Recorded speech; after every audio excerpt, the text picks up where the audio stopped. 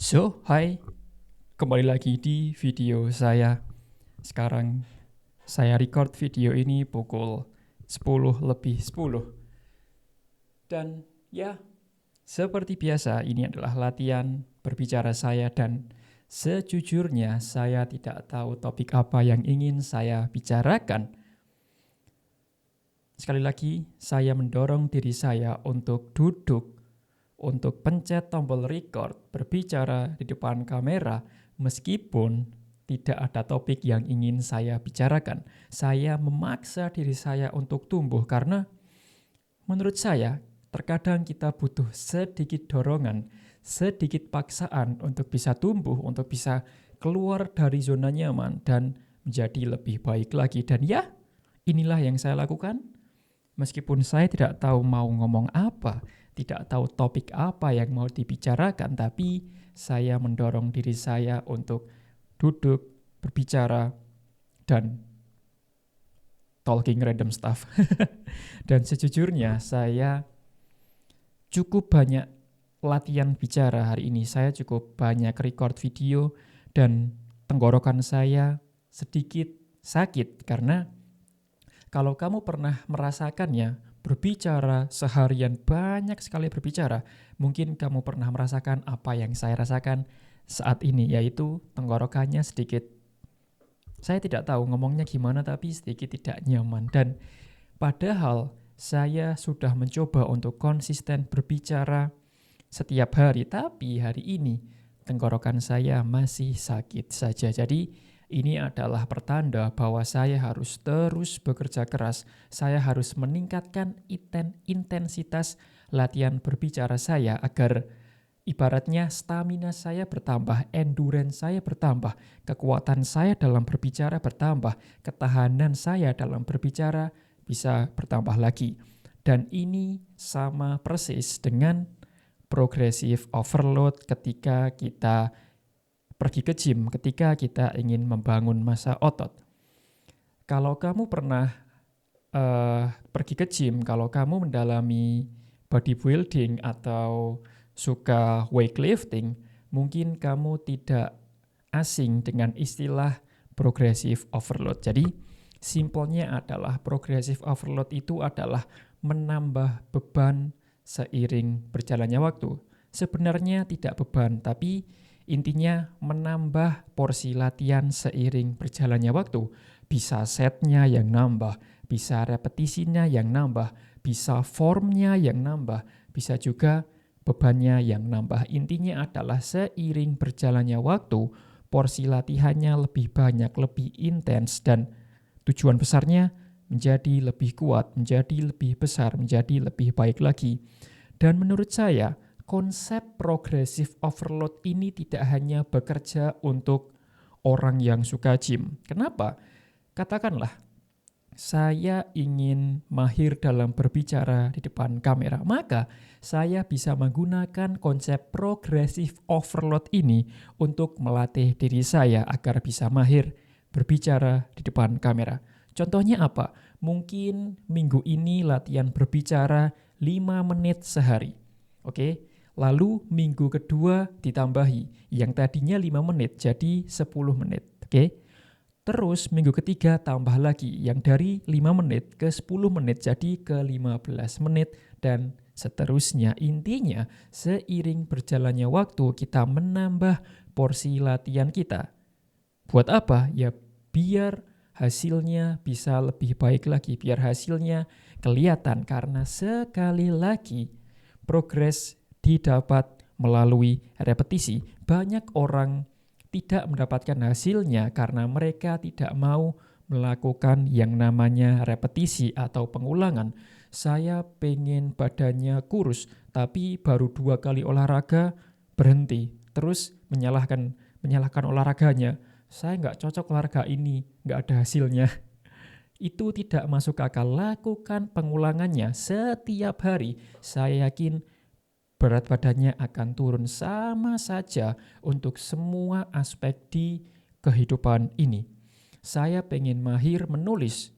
Ya menulis terus setiap hari, lakukan hal itu, lakukan repetisi untuk menjadi lebih baik. Saya pengen mahir berbicara. Ya lakukan setiap hari dan inilah yang saya lakukan. Saya memandang membuat konten itu dari aspek yang berbeda-beda. Pertama kali saya bikin konten, saya pengen dapat views, saya pengen dapat like, saya pengen dapat subscriber, revenue, profit, dan lain sebagainya. Tapi saya lupa bahwa itu adalah hasil, dan hasil didapat dari tindakan. Dan semenjak itu, mindset saya atau konten atau pemikiran saya terhadap konten berubah. Yang tadinya fokus ke hasil, sekarang fokus ke proses. Karena hasil datang dari tindakan. Tanpa tindakan, tidak akan ada hasil. Jadi sekarang saya jatuh cinta dengan prosesnya, saya menikmati prosesnya, dan saya tidak takut untuk hasilnya. Sejujurnya, saya sudah bilang ini berkali-kali, saya tidak takut untuk tidak dapat hasilnya. I'm okay, saya tidak apa-apa kalau tidak dapat hasilnya. Saya lebih takut tidak cukup bekerja untuk mendapatkan hasilnya. Saya hanya berandai-andai, bermimpi mengenai hasilnya. Aku pengen punya ini, aku pengen beli ini, aku pengen pergi ke sini. Tapi saya tidak ambil tindakan, saya tidak bekerja, hanya mimpi saja. Kira-kira dapat enggak? Pasti enggak. Maka dari itu mindset saya berubah. Yang tadinya fokus ke hasil, sekarang fokus ke proses. Hari ini bisa apa? To-do list hari ini apa? Apa yang bisa saya lakukan hari ini untuk bisa mendekatkan diri saya ke tujuan saya. Jadi, dan saya ingin bercerita bahwa konten ini adalah wadah bagi saya untuk berbicara dengan diri saya sendiri yang lebih mudah. Jadi, contohnya, ketika saya bikin konten gini, ketika saya berbicara di depan kamera seperti ini, kadang saya berpikir saya sedang berbicara dengan diri saya yang lebih muda. Dalam arti lain, saya sedang menasehati diri saya sendiri. Hey Andre, jangan gini. Hey Andre, kalau kamu pengen ini, ya gini. Saya belajar dari masa lalu saya belajar dari kesalahan saya, kegagalan saya, dan saya memberi nasihat kepada diri saya sendiri. Dan ya, itulah alasan. Mungkin kalau kamu lihat konten saya ada sedikit nasihat, motivasi, inspirasi, atau lain sebagainya, karena kadang saya berbicara di depan kamera seperti ini.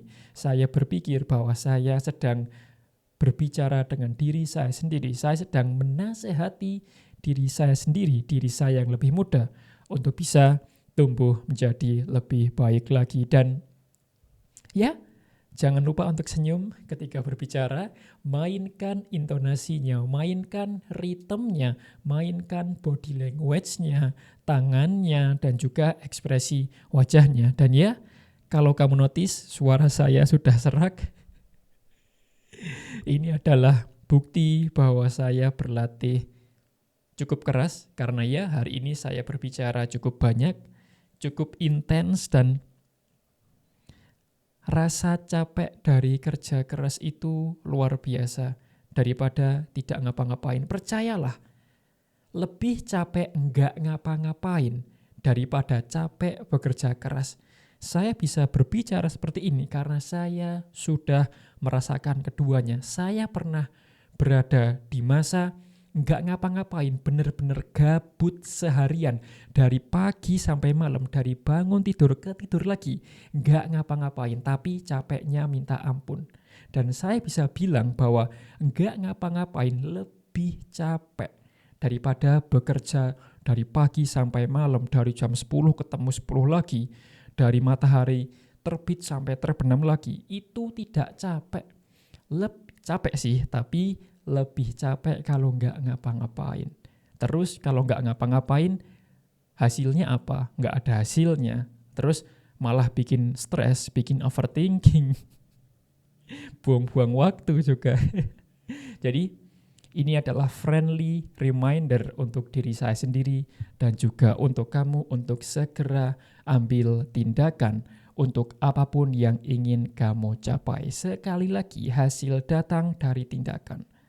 Tanpa tindakan, tidak akan ada hasilnya. Jadi, mulai ambil aksi hari ini, and I wish you all the best.